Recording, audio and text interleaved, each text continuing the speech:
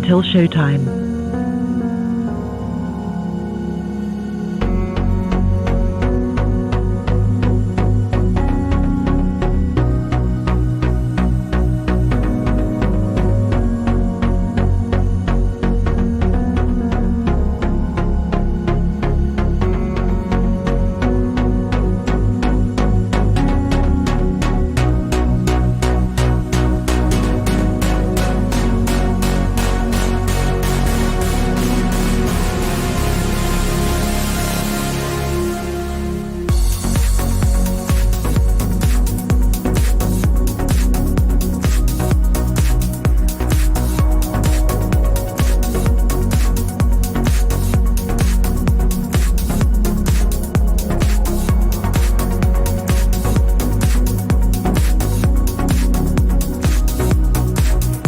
3 minutes until showtime.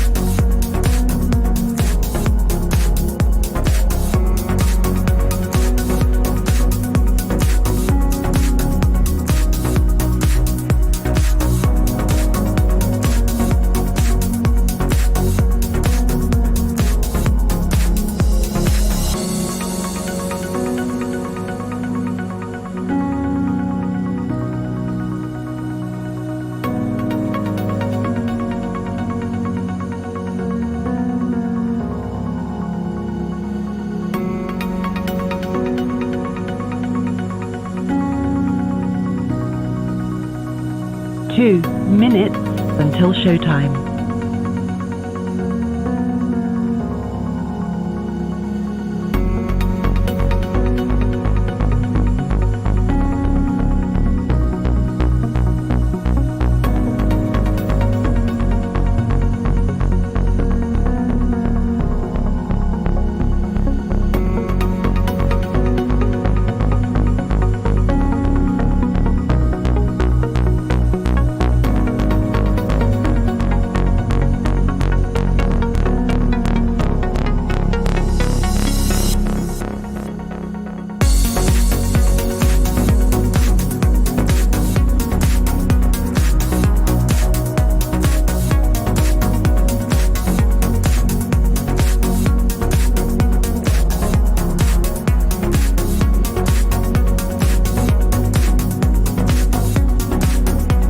One minute until showtime.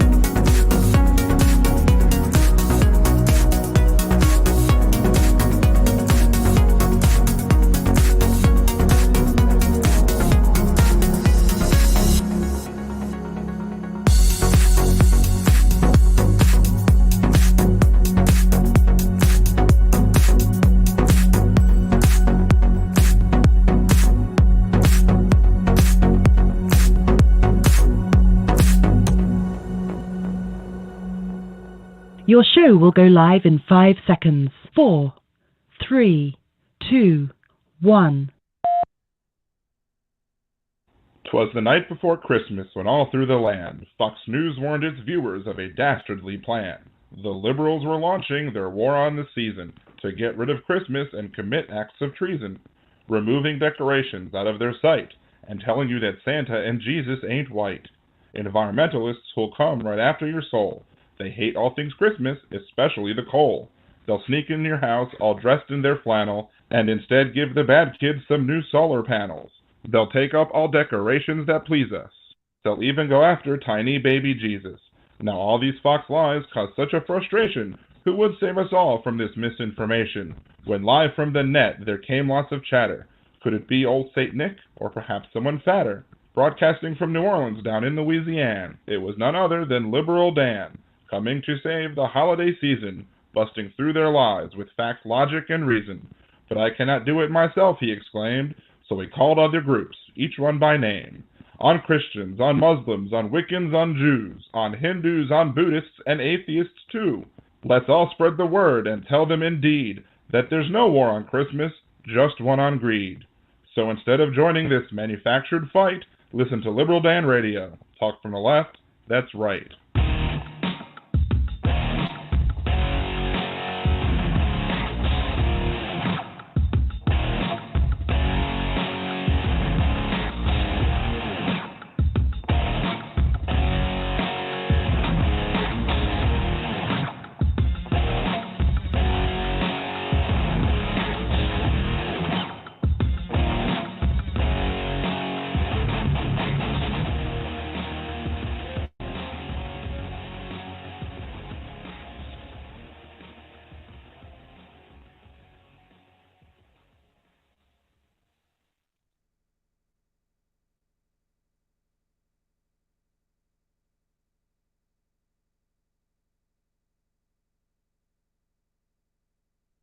Our special guest of the evening, Philip Itner. How are you tonight? I'm good. Thanks for having me on. Oh, it's my pleasure. Glad to have you. Just for those of you who might be watching the live or after the show who might not know, what you do over in Ukraine, give us a brief why you're over there, what you're doing over there. Just give a little. Sure. Well, I was a network television producer and correspondent for many years, and was kind of leaving the business for a variety of different reasons. But along came this war, and I have been coming to Ukraine for 21 years, and really feel a strong connection to the country. And so decided I could not sit it out as much as I was trying to get out of doing journalism and war reporting. And so I came over and have been here for the better part of the entire war, with a brief period where I kind of popped back home for a short visit. But I was originally based in Lviv, and then once we kind of figured out the lay of the land here and what was happening, I moved over to Kiev, where I am now. All right, sounds good. Now, just to rehash what I said earlier, because my mic was not streaming over to YouTube, and if you could mute the YouTube stream on your side, that'd be good if you could, because I'm getting some feedback on it. But again, Liberal Dan Radio here. I'm from New Orleans, Louisiana, but we have Philip Itner talking to us live from Ukraine, and we're going to be discussing all of what's going on over there and why it's important, and maybe what we're not hearing about over here in the States, where we should be, and what needs to be known that is not already being known, I guess is the best way to put it. So, what are some of the things that have you seen from, like, the United States coverage of what's going on over there that you aren't seeing that should be said? Well, I think fundamentally, and first and foremost, it's the lack of any context, and it's the lack of any depth of understanding of the complexity of this country. Certainly, I don't see that in broadcast news, and even really in print, although there are some exceptions, and there are some exceptions on the broadcast side as well. But by and large, the foreign press doesn't understand Ukraine. The deep history that has brought us to this point. This war has been centuries in the making. The question of who controls the stretch of land between the Adriatic and the Black Sea has been this stretch of land where empires have kind of crossed through as they've tried to strike at one another. And Ukraine has been a victim of that as well. But then add to that it's really the kind of crown jewel in the Russian Empire, and that the Russians are loath to let it go. And This is, in many ways, a country that, after centuries of being abused by greater powers, has decided that it's no longer going to allow itself to be a vassal state, and is trying to forge a new future of its own with self-determination and creating some sort of democracy here. We'll have to see how that goes once this war is ended and the kind of the yoke of Moscow is taken off from the Ukrainians. But their intention is certainly to build a liberal democracy on this stretch of land. And, it's just that understanding the complexities of Ukraine is something that doesn't fit into a minute 45 television package, or 2 minutes or 15. It's too complex, and many of the Foreign Press Corps have parachuted in without a deep understanding of the history that brings us to where we are, and also in addition to that, the nature of the beast that is the news business means they got to get eyeballs on the screens, or they got to get clicks, or whatever it is. And so they will go inherently to the day-to-day, today's explosion. Today, we'll go visit the refugee center. We'll go to the hospital. We'll go to the front lines. And that gets people to pay attention and watch. But there's no depth of understanding. It's very important for the American people, in my mind, but not just Americans, but Westerners who are giving so much support for Ukraine, America first and foremost, to understand why it is we got to this place and to understand why the Ukrainians are fighting as fiercely as they are. They've always been colonized by some power or another. They've never had independence in their long history after basically the Mongol invasion of the 13th century. The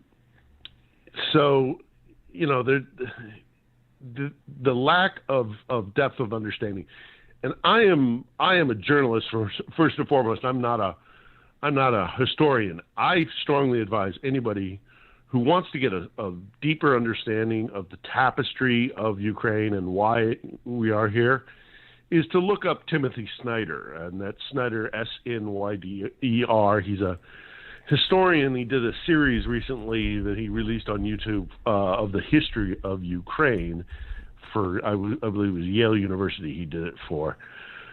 But, aside from that, just living here, spending time with the Ukrainian people, getting to know the Ukrainian people and getting to know what their aspirations are and why they're so determined to fight, gives me a depth of and living amongst the Ukrainian people and not living in the Intercon Hotel or the press corps who kind of keeps itself separate. There's so much happening here, and there's so much that is being used by other partisan interests, whether it's the right in the States. We're already seeing, all sorts of stuff from the right about, making the Ukrainians accountable for the money that we're giving. Well, of course, everybody wants that, but, the war has to be won as well. Right. Or whether, you see people picking up talking points that come out of Moscow, and they're just parroting the exact same thing. I mean, the Nazi narrative in Ukraine is ludicrous. Yes, there are far right elements within Ukraine. I would argue that pretty much every country has far right elements. It does not mean that it's okay for Russia to bomb the heck out of schools and hospitals and electrical grid and others, and the being a plurality as Ukraine is, it's not a monolithic country. It's a burgeoning democracy. Mm-hmm. There are tons of people who acknowledge that there are Nazis within their own country, loathe them deeply, but in a liberal democracy, you have the right to hold whatever perverted thoughts are in your mind, as long as you don't act on them. And Nazis are marginalized here. They're not seen as something they can build their government and their culture on. It's just not the case. And if anybody who spouted that kind of Kremlin ideology were to come here for just a week, or just a handful of days, and get to actually physically know the people on the ground here, get to know the kind of people that are in Ukraine, they wouldn't be able to carry that narrative, but they won't, because that narrative gets them clicks and views, and there's a vested interest in pushing that narrative. So that's a very long roundabout way of saying what I think the American people are not hearing is basically they're not hearing from the Ukrainians themselves or from somebody on the street level living amongst the Ukrainians who has a depth of history with the Ukrainian people, and understands that this is a good fight. If there is such thing as a good fight, this is it. And this war must be won, and it must be won by the people that live on the ground in Ukraine, and then they will build a country that has been denied to them for a very, very long time. Yeah, it's interesting, one of the things that has confused me is that the people here in America that are often talking about the Nazis in Ukraine or whatever, repeating that Russian rhetoric, are the same people who turn a blind eye to the Nazis in their own political party.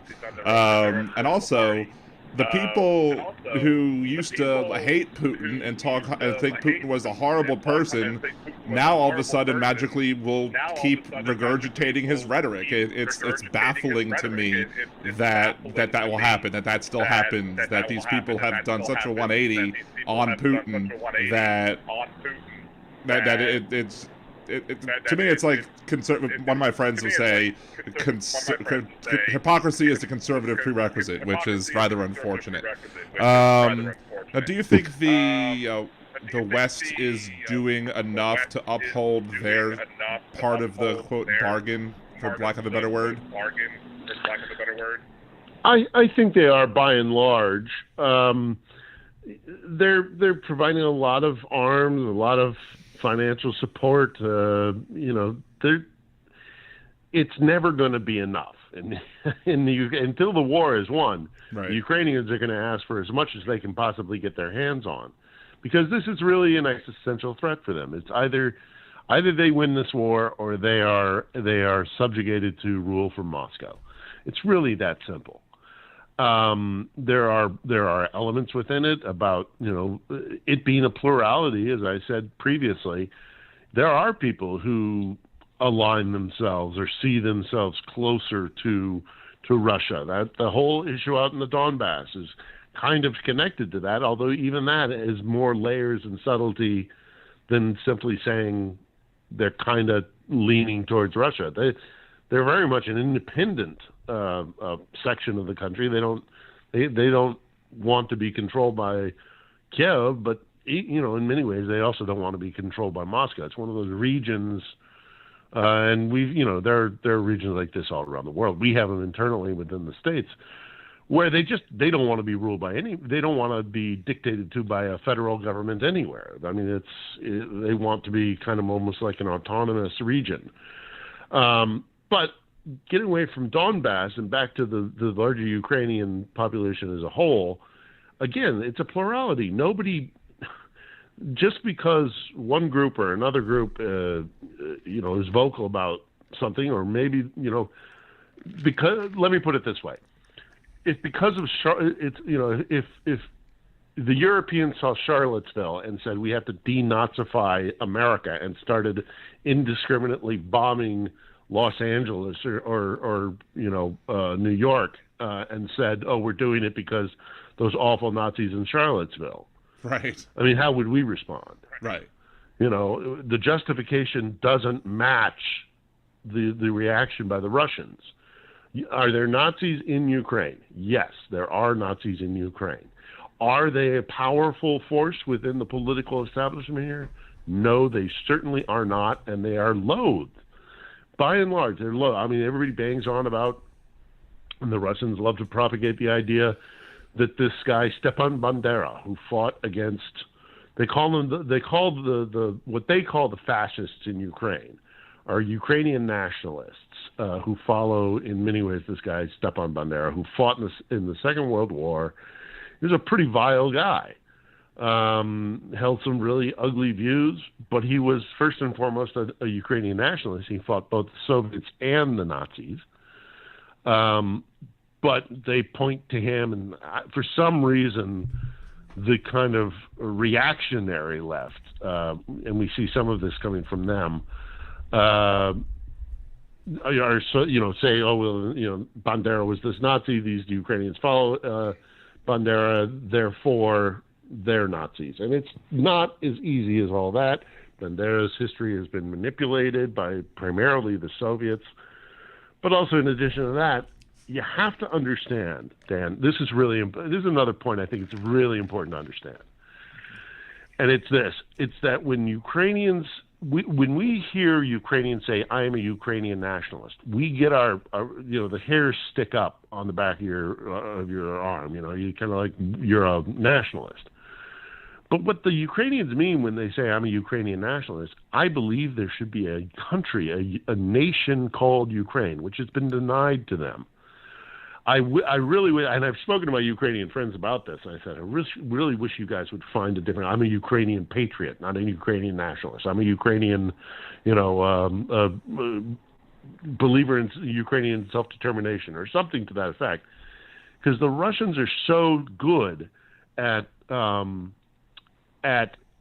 messaging and at gaslighting and at manipulating the narrative.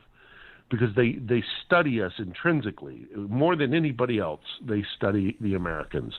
And they know that the buzzword of nationalist is a really hot, that's a warning. There's a lot of weight to that word in our history. But really what they are is just people who believe that there should be a Ukrainian nation. But the Russians they're so good at twisting the narrative and getting into people's minds and getting them to believe things that just simply aren't true.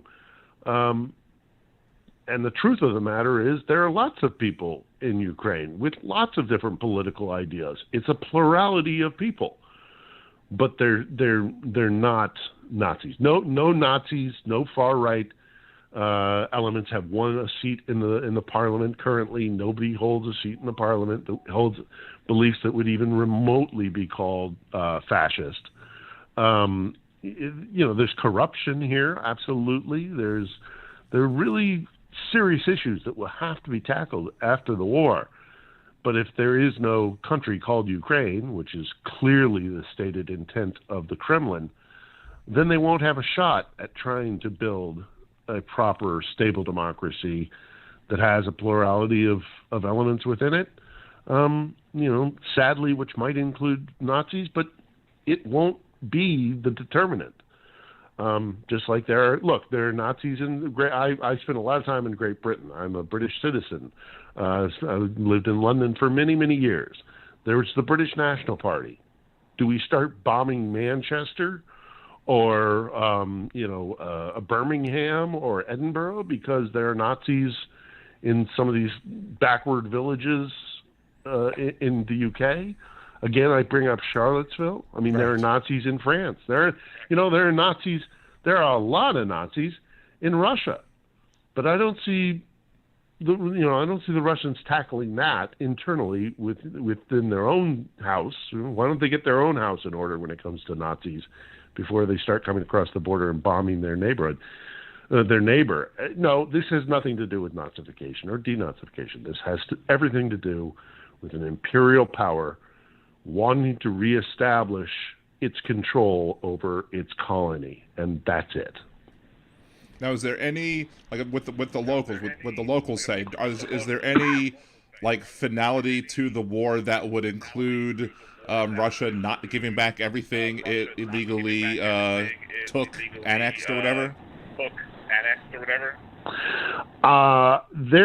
They want everything that was Ukrainian before 2014.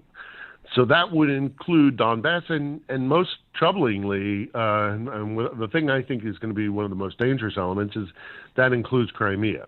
Right. And it's another important point to discuss, and I'm glad you kind of brought that up, and we can talk about it now. Is there are also strategic interests for Russia, aside from its idea of itself as an empire. There's a real strategic reason why they're conducting the war, and that's their naval base in Sevastopol on the Crimean Peninsula. Russia fancies itself a great naval power. It always has strove to be one.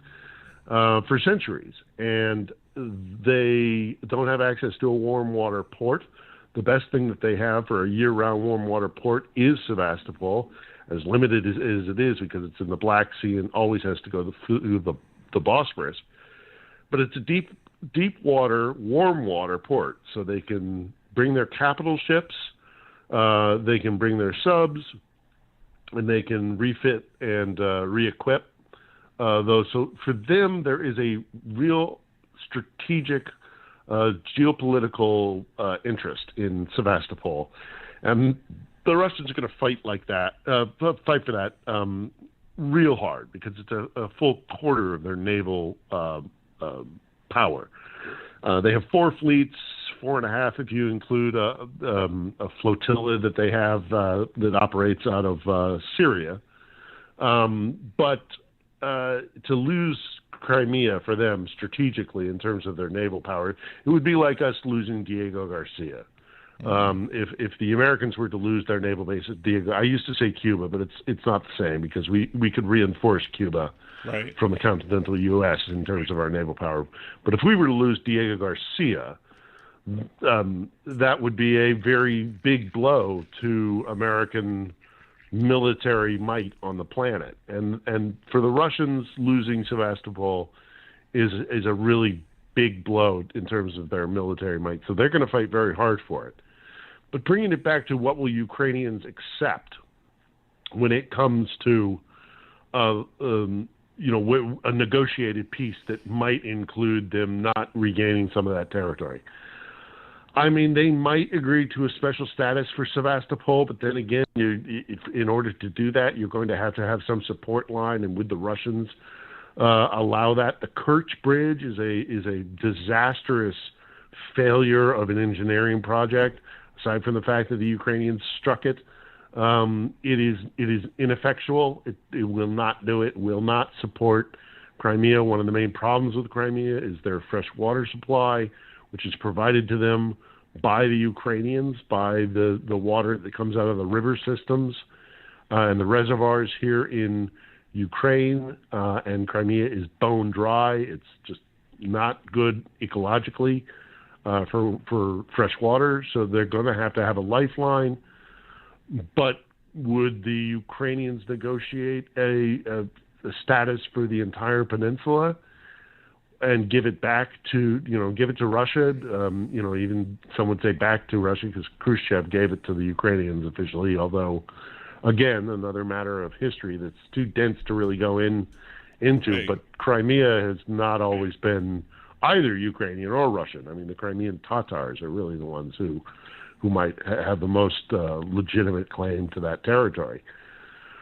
But the Donbass, and then we talk about we talk about the gains out in the east, where the Russians have gained Mariupol to try and create a land bridge coming down to again, much of this war is all about Crimea. So one of their strategic interests was always to try and create a land bridge from Russia down to Crimea to support it, and ergo to support Sevastopol.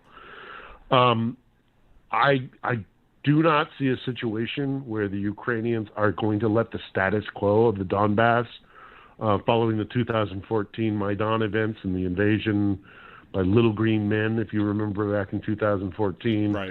A bunch of guys just showed up in fatigues with some pretty high-end weaponry, and the Russians just went, well, we don't know where they came from. And everybody kind of said, well, they didn't just pop in out of thin air. They're yours. Right. So, Donbass was in many ways instigated by the Russians. Of course, it's been awful out there for many, many years, and that needs to be concluded one way or the other. The Minsk agreements were never going to do it. All the Minsk agreements were, if you're familiar with the Minsk agreements, were just a holding pattern until we could try and maybe figure something out by talking. The Ukrainians were never admittedly, they were never wholehearted behind it because neither were the Russians. Neither was anybody. Nobody really supported the Minsk agreements. This was always going to come to a war. This was a long time coming, and it's grievances that go back centuries. But a negotiated peace to end this current war, I do not see a situation where the Ukrainian people would accept Donbass staying under control of Moscow directly, because if that happens, the only thing that will lead to is a war in another 5 or 10 years. Right. Because eventually the Russians will they'll go home, they'll lick their wounds, they'll rebuild their military to take on a foe that they didn't expect was going to be nearly as hard as the Ukrainians have proven themselves to be. And then they'll come back. This has to be resolved. One way or the other, this has to be resolved and finalized. And Moscow must give up its claims on Ukraine and control over Ukraine. And so we'll have to see territorial gains by Russia are going to be something that Kiev's really reluctant to do because he can't reward Russia for its aggression. Yeah, because to me, when I've looked at we're not anywhere near negotiation. Right, absolutely. But when people have suggested negotiation, and I'm like, well, what do they negotiate? If you allow Putin, if you allow Russia to take some land, that just teaches them the lesson that they could invade and they'll wind up getting land, and then they could do it again later, as you said. To conservatives who have made this point, I've said, well, what happens if Russia said, oh, we don't like the deal that we got long ago for Alaska, so we're going to go annex Alaska and invade it.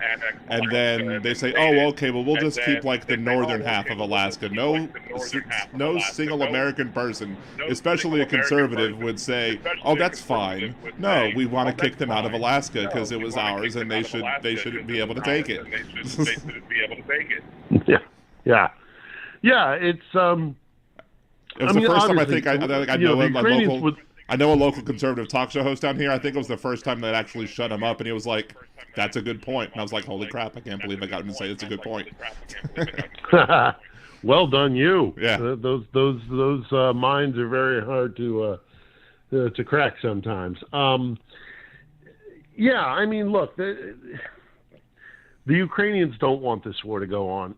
If anybody in the world wants this war to end, it's the Ukrainians. Right. They hate this war.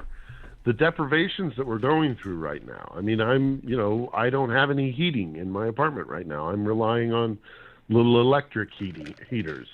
And if the electricity goes off, then I switch to candles almost. I mean, it's that's not fun. Going down into air raid shelters and into the metro system to avoid air raid sirens and potential death. I mean, that's not fun either.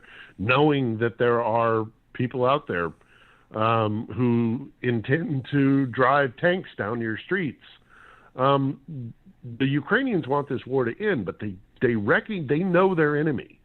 They know who the Russians are. And if you let the Russians off with a win, if there's an advantage for them for having done what they did, they will just come back. And even if they are pushed out of all territories pre-2014, including Donbass, including Crimea, the Ukrainians are aware that the Russians will continue to try and manipulate their political system.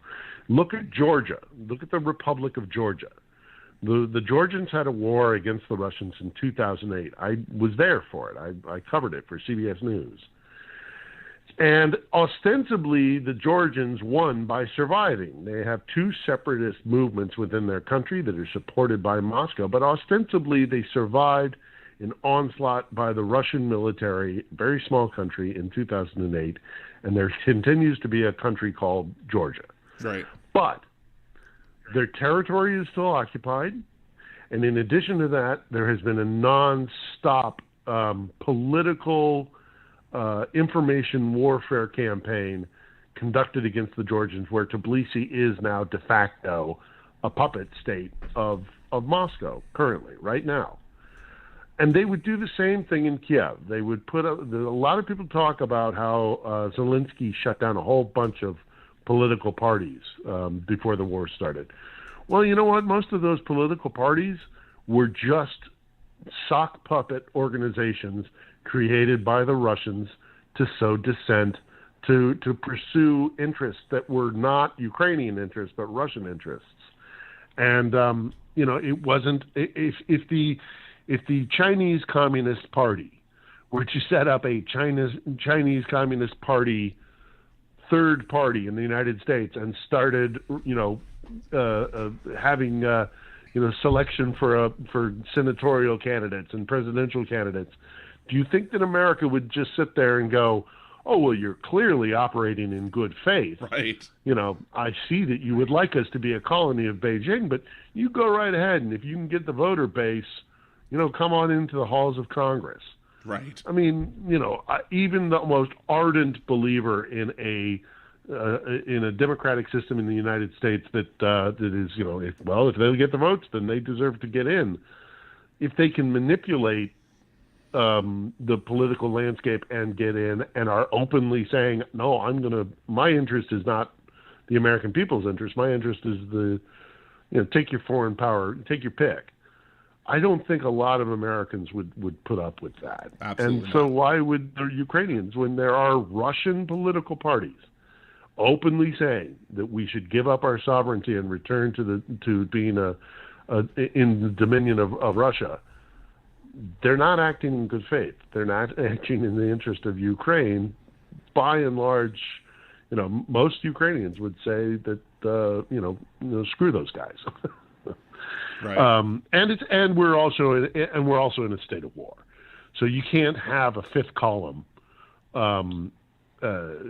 undermining the unity of the country. There will be political fights when this war is over. Make no bones about it. There are people who do not like Zelensky. They don't like his policies. They don't like his actions. They don't like the people he surrounds himself with, or a number of different things about Zelensky that I know a lot of Ukrainians are concerned about. But right now, all of that is put on the back burner until this war is won, and then there will be a democratic process. And I wouldn't be terribly surprised if maybe down the road Zelensky loses an election, a properly held Ukrainian election for president, and he loses. I could see it happening. Churchill was pushed out of office after the Second World War. One would have thought what he did for the Brits in the Second World War would have, kept him in power for however long he wanted to be. But no, a democracy is a democracy, and I see a lot of people, and I apologize, Dan, if I'm droning on here. No, go ahead. You're the expert here. I'm glad to have you. About Zelensky. I'm glad to amplify you. So talk of all you want. Well, thank you. I very much appreciate it. But I see a lot of people talking about Zelensky and sniping at Zelensky, and my response has become to that. Do you really think the Ukrainians are fighting for Zelensky?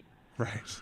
I mean, the Ukrainians are happy to have a guy who stood his ground, and many people here are very happy and think he deserves to be Times Man of the Year. But the youth, and they're happy that he stood his ground and said, I don't need a ride, I need ammunition. They're happy that he went on a massive PR campaign to every single, he did teleconferences with the British Parliament where he talked, he said, we'll fight them on the beaches, he tailored that speech to the Brits. He spoke to the French, the French and the Grande Assemblée, and said, we stand for fraternity, equality, and liberté, the standing tenets of the French Republic. And then when he was teleconferenced in, to Congress, he talked about all sorts of references to our founding fathers and them throwing off their British imperial control, the British imperial power that existed in the 13 colonies. The man is very good at doing that. But when all is said and done at the end of the war, if he gets voted out, he gets voted out. And I suspect strongly that, in fact, I I have very little doubt that he would acquiesce and leave. He would step off the stage. We'll see what happens. But right now, he is the leader of the country, and so yes, there are people who are proud of their president and proud of his activities, but the Ukrainians are not fighting for Zelensky. Right. The Ukrainians are fighting for a sense of self-determination. They're fighting for their families. They're fighting for their kids. The idea that their children will not grow up in a despotic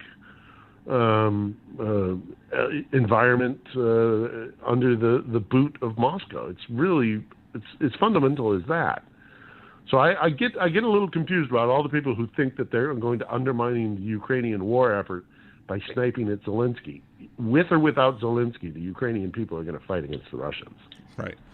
Quick show reset. This is Liberal Dan Radio, Talk from the Left. That's right. We are live with Philip Itner from Ukraine, discussing the issues going on with Ukraine. If you want to support the show, please remember to subscribe to the channel, like it. You could also support the show by becoming a Liberal Dan Radio patron, patreon.com/LiberalDan, or go to Venmo or buymeacoffee.com/LiberalDanRadio.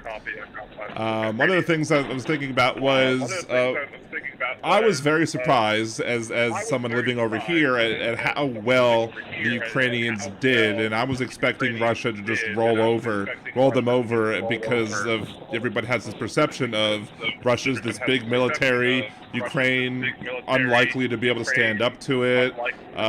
Is the success that Ukrainians are having, is that more because of they're just stubborn and they're just fighting as hard as they can, harder than people expected, or is there a level of ineptness coming from the Russian side, or is it some of column A and column B, or is it something else completely? Well, certainly I think a little bit of column A and column B, but there's more to it than that. Firstly, the Ukrainians knew this was going to happen, and they've been preparing for it for a very long time. Pardon me. Certainly since 2014. I mean, I've been coming here, as I say, for 21 years, so I've seen Ukraine even before 2014. But after 2014, there was a constant thought in the minds of many Ukrainians that the Russians will come. This is not just about Donbass. It's not just about Crimea. They want to destroy us. They will come. Again, they know their enemy as well as anybody on the planet. So they did things like rotating units. Every single territorial guard, which is kind of like our National Guard, has been rotated through Donbass to at least be in an environment where they heard shots being fired in anger and actually were in a form of combat. And they did that on purpose because they knew eventually they'd have to have their entire military ready to do war fighting. That kind of mentality, the mentality that this is going to come and we had better prepare for it, is something I don't think the Russians took into consideration. And then secondly, the Ukrainians have built up their military, they've built up the defenses, they've prepared their population for this inevitability.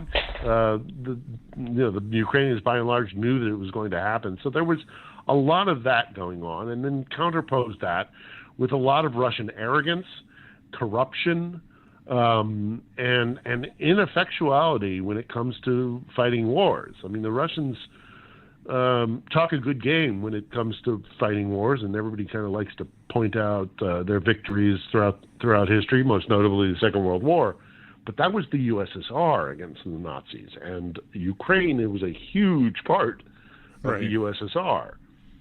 So, and then again, also, Dan, I go back to history where I talk about the Bolshevik Revolution and the Civil War that happened at in the first part of the 20th century in 1919, roughly. After the collapse of Tsarist Imperial Russia, a lot of countries that were controlled by them broke away, and then Lenin reestablished and brought them back into heel. And most notably, first and foremost, the first place that they went after was here in Ukraine. There was a war which very few people talk about. There was a war between Russia and Ukraine in 1919. The only reason why the Russians won it, by the way, in no small part, was by subterfuge. They bribed a bunch of Ukrainian military leaders to betray their country, and that's kind of how they won that war. But then the Poles stopped the Soviets subsequently.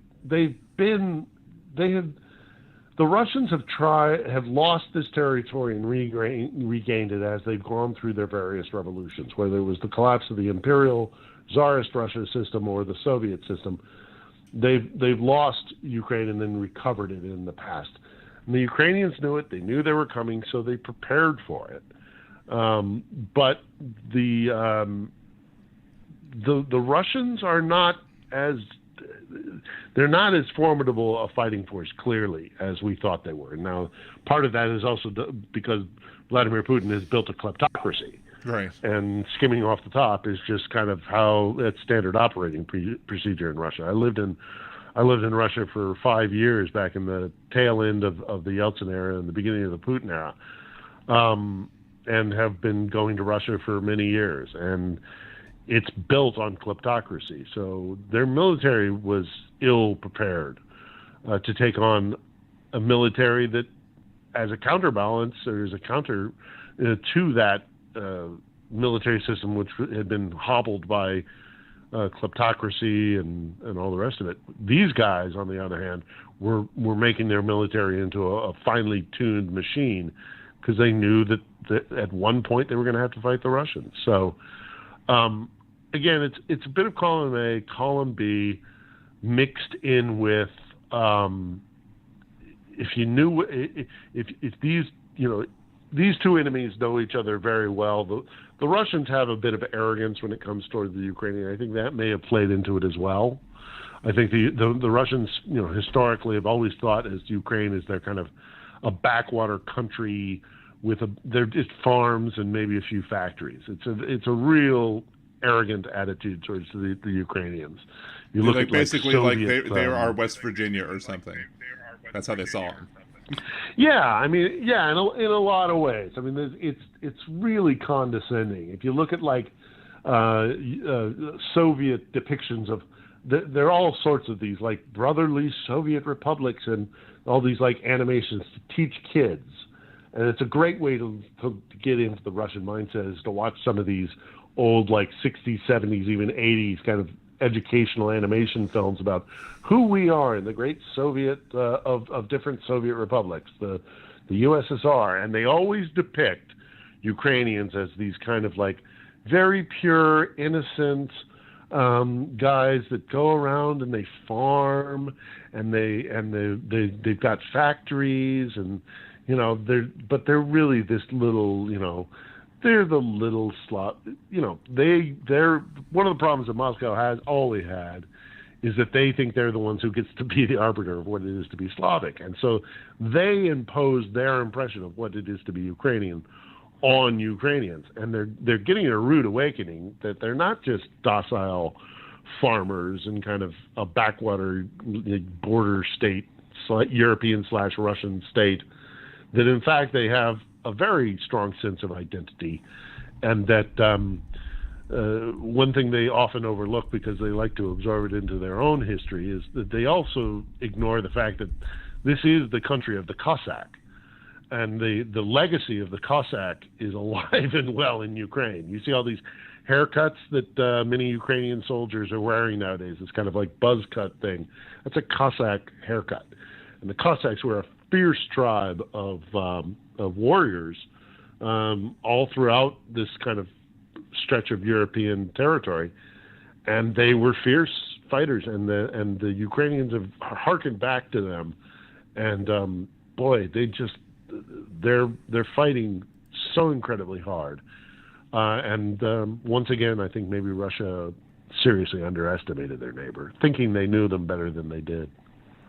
I mean, I do think that that's clear. I just didn't want to, make any assumptions simply because I'm over here and you're over there. So, so what other, misconceptions like do Americans have about what's going on, or what other things do you think that, people over here should really know that they don't know? Like, I mean, even if there's there might be so much where we can't talk about it all day, but maybe some of the top ones that we should be knowing about what's going on, or what we can do. Well, I think one of the things that we also have to keep in mind is that this is a country that's going through a very rocky period in its evolution, and it's a very dangerous and risky period. This transition of being in essence, a colonial territory controlled by Moscow into a self-sustaining, functioning liberal democracy. And so let's not wear rose-tinted glasses when it comes to Ukraine. Yes, they're fighting for an idea. Yes, they have purpose and cause and determination. But they also have very serious issues within their country that are going to have to be addressed after the war. And even during this war, we can't turn a blind eye to the fact of corruption or infiltration by Russians who come in with suitcases of cash, sort of thing, and get people to turn against their own country. And we see these arrests in the Russian Orthodox Church, which is kind of bubbling away under the surface of the narrative of this war. And I suspect it might hit critical mass within the next week or two. You might very well be seeing on Fox News them talking about, Zelensky being anti-religion and going after the Russian Orthodox Church. Well, they're going after the Russian Orthodox Church because they've been supporting Moscow, right? So their priests and in their monasteries and in their cathedral are, keeping money and in some place, propaganda. I don't think that any arms have been found, to my knowledge, but they're giving support to Russia. They're not going, the Ukrainian authorities are not anti-religion. They're a very religious country, but they just don't want somebody who's operating out of malice and not in good faith. But there's going to be an issue with corruption. That will be something that needs to be discussed. They're going to go through a lot of U.S. and Western military supplies. It's going to be a strain. I think it's important. I think it's also important to, as we move forward, this is going to be very difficult for Ukraine, but the Ukrainians are so far from losing any resolve. The difficulty and the war weariness does not mean that they aren't resolved to win this war. They're going to get through this winter, but it's going to be hard. So what else to keep an eye on, Dan? There's an awful lot, but at the end of the day, just know that this is not a perfect country. It is a country it has major hurdles that it's going to have to overcome, but it can't deal with those issues if it's colonized, if it's taken under the yoke of Moscow. It won't ever get a chance to be something if that happens yet again in its history, as it's happened so many times. But that doesn't mean that this place is idyllic and ready to go as soon as the war ends. No, there's real problems here, and they need to be addressed. So this isn't a perfect country, but it's a country that is on the right side of things and just really does want to be its own nation, and we should, I think, support that. Yeah, I mean, what you're saying clearly makes. I mean, yeah, they might have growing pains if they are a free nation, but if Russia doesn't allow them to be a free nation, there can't be growing pains because they won't be able to grow. So, yeah, exactly.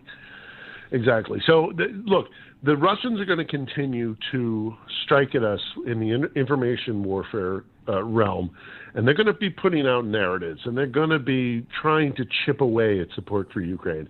And they may even have times when stories come out where it's the Ukrainians make a mistake, or there's a blunder, or a rogue element, or something goes wrong on the battlefield, and a war crime is committed. Let's say a Ukrainian unit goes out there and does something it shouldn't do.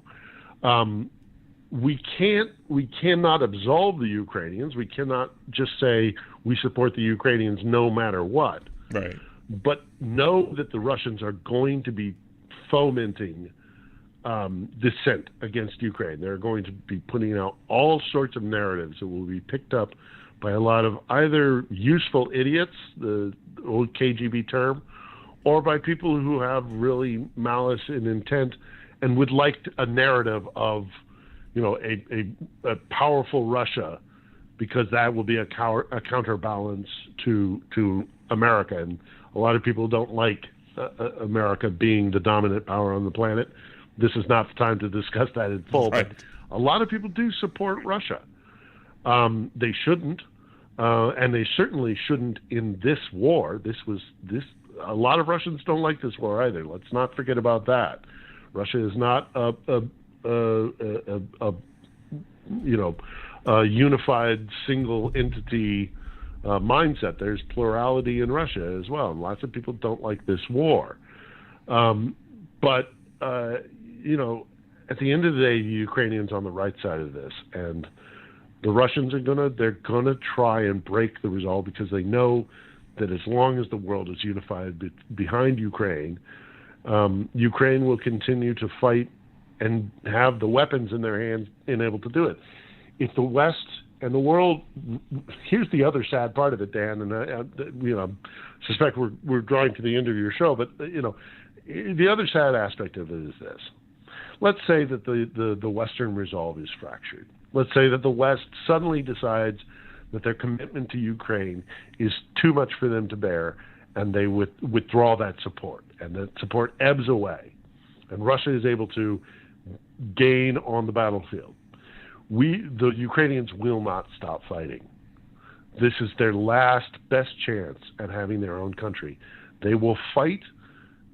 They will fight as long as they possibly can. Everybody who is capable of fighting will fight, because they know the consequence of losing. So we will, if we withdraw support from Ukraine, and it's unacceptable, untenable, there will not be a negotiated peace. The West doesn't influence Ukraine into a negotiated peace, which, again, we already talked about that. But if the West withdraws its support, Ukraine will not stop fighting, and so we will have to sit and watch as Russia.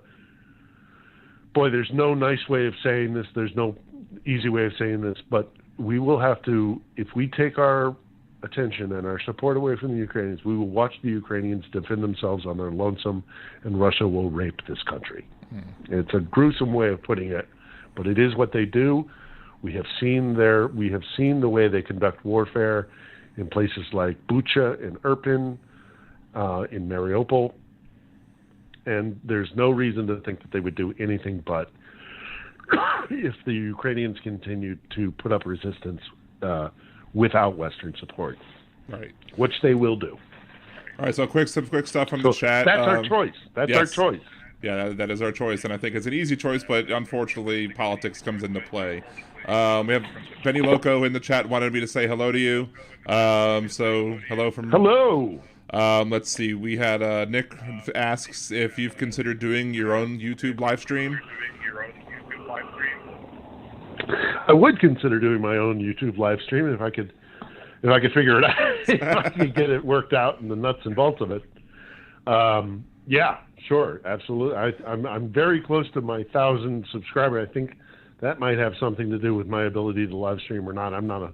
Well, I don't have 1,000 yet, so I don't have 1,000 yet. I'm working on it too, but you can live stream without it. You just can't get monetized without 1,000. So. Right, I thought that. I get that, but again, I've spent most of my professional career working in network news, and so I never had to kind of create something out of nothing. It was always, there was always an infrastructure for me to work within. So this is kind of new for me. Well, I'm always glad to help. If you want to reach out and need some pointers about how to get things up, I may take you up on that. I have no problem helping with that. Trucker John asks, if Putin needs to somehow save face in order to end this war, do you think it's possible at this point? I mean, he might be able to if he can negotiate some sort of settlement for Sevastopol, which is really, what the Russians want, and he might be able to ostensibly, on a very cosmetic level, get a win and then walk away, and the Russians give him that win. But he's living on borrowed time. This was catastrophic for him, and even if he does save face temporarily, everybody's going to know that this was a horrible defeat for him. Right. His agreement. Again, I was in Moscow and I saw the rise of Vladimir Putin and the end of the Yeltsin era. His agreement, how we call it, his contract with the Russian people was, you don't have to worry about politics. Let me do that for you. What I will do is I will make sure that things are stable, that, yeah, there'll be corruption, but it's the kind of corruption you can live with. It won't be the chaos of the immediate post-Soviet era. I will bring you stability. I will bring you a place where you can, just let the politics be cared about by someone else, because they do not have a democracy in Russia. Right. And what has happened now is that he has broken that contract. He has made things far more worse for people internally within Russia. He has launched a disastrous war, which is costing the country both in young men and in supplies and wealth, capital. He's in trouble. He is in real trouble, and we'll have to see what happens. But there's no way, short of the fortunes of war making a very swift change in his direction, where he gets out of here with any real support that will last much longer. And he's not as young as he used to be. Maybe he would find a way to gracefully exit from Russia, from the Russian scene. But that, given Russia's history, that doesn't go well oftentimes. Yeah. So, I mean, in the short term, he might be able to find some sort of negotiated peace where he saves some face. In the long term, he's done. He's done. This is it for him. It might be he might walk away from this war, and a year or two down the road, he is, somebody else replaces him, or it might be 10 years. But ultimately, he goes no further. When eventually he loses this war, which I do believe is an inevitability. Tim brings up something I actually wanted to bring up. We had seen that there was a strike with inside Russia, and I'm assuming that was from Ukraine. Is that good, or is that bad, indifferent, or what's going on with that? Well, I think as long as the Ukrainians and Western powers continue to reiterate that it had nothing to do with us. We did not give the Ukrainians any kind of weapon system that allowed them to strike that deep within Russia. And by so doing, it's a very thin line, but that line is really important, that it is not a direct conflict, although the Russians already kind of think it is. They might not be wrong. But if we start giving them missile systems that can strike, into Russia, and they start using it, right? If we give them the ATACMS for their HIMARS, and if indeed the HIMARS are able to shoot, 500, 600 miles into Russia, that will be a new phase of war, because the Russians might very well say, well, screw it, we're at war with NATO, we might as well start trying to open up different fronts. The Baltics, for example. But as long as it's the Ukrainians themselves developing weapon systems that they create here on their own, it's tough luck. I mean, you've been bombing the electrical grid, you've been bombing civilians, you've been burning down villages, Russia. Can you really have a leg to stand on if the Ukrainians shoot at airfields from whence bombers are coming here almost on the daily to bomb civilians? Mm-hmm. that's a very weak argument Right. on the Russian side. So they'll now look. I know the Russians very well, and it may not matter. The logic of the argument is not the important thing. The important thing is we're big, strong Russia. You're little, puny Ukraine. How dare you shoot a couple of cruise missiles or drones at us when we've been having a brutal campaign against you for 10 months? We can do that. You're not allowed to. Right. That kind of mentality. They may, whether or not that's logical or not, the Russians take that position. And they may call for, much more stringent attacks, although I don't know if the capacity is even there anymore for the Russians. So is it going to change anything that the Ukrainians are shooting into Russia? I don't think so. It might make the Russians more angry, but there's not a lot they can do to stop it. Fair enough. Okay, is there anything else you want to throw in and add before we end the show? No, but it's a great opportunity to talk, and I appreciate you letting me air this stuff out because, as I said at the very beginning when we started talking, I think one of the major issues that we have in the States is a lack of depth of understanding of what's happening here. This is not a war against NATO. This is not a denazification. This is Russia trying to reassert control over a country that it's had in its palm, in its grip for centuries. And they don't like, when the Brits lost, not even India, let's say Ireland, one of their crown jewels in their colony, one of their first colonies, in a place that they thought was fundamentally British. Well, the Irish had a different opinion, and they were on the right side of history there. When the Algerians said to the French Empire, we don't want to be part of your empire anymore, it was hard for the French to swallow that recognition that they were no longer an empire, but eventually they did. Russia has to go through that same process. It has to accept the fact that it cannot control Ukraine anymore, and that Ukraine is refusing to be part of its empire, and they're just going to have to be big boys and put on their big boy pants and accept that the empire is no more. And we have to have the depth of understanding of what's happening here and the fact that this has been going on for centuries if we're ever really going to tackle what's happening here. And you're not going to see that in a 2-minute CNN piece. So I appreciate the opportunity to talk and really dive deep into some of this stuff. I highly recommend people watch the Timothy Snyder series of lectures about Ukraine and the Ukrainian history for Yale University. But moreover, I urge everybody not to take the superficial narrative that is being put out, because those superficial narratives are really easy to manipulate, and that's what the Kremlin is counting on. Get to know, if you have the time and you're so inclined, get to know the history of this place and the complexities of it, and you will understand why this is a long time coming. This is something that has been brewing for a long time and has a very long history with a whole tapestry of events and people and all the rest of it. But this isn't one thing or another. If there is one thing that it is, it's simply a country trying to eke out self-determination. And as Americans, I think we should support that. Absolutely, 100% agree. Our lovely mods, Jolie and Aaron, have shared links to both your Twitter and your YouTube channel. Is there any other way that the people listening or watching can support you?